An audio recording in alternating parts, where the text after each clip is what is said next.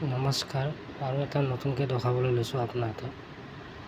এইটো মাটি, গোবৰ, গছী, তাৰপিছত আপোনাৰ সাৰ, এইবিলাক ফুল চেঞ্জ কৰি আছোঁ আপোনাৰ। আৰু এইবিলাক নতুন নতুন পট।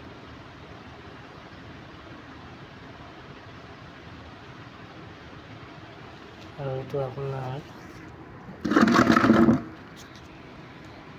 চাইনিজ লেচু গছ হয়, খাবলৈ বহুত ধুনীয়া, খুব মিঠা। আপোনাক মই তিনিটা ভিতৰত দেখাই ৰাখিছোঁ গছজোপা, গুটি কেনেকৈ লাগে। এইকেইটা তাৰে গুটিৰ পৰা বীজন বনাইছোঁ।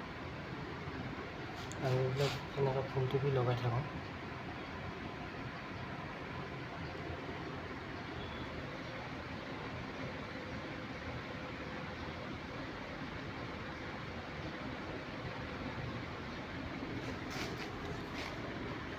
ভাল লাগিলে এটা শ্বেয়াৰ, এটা লাইক, এটা মাৰি দিব। নমস্কাৰ।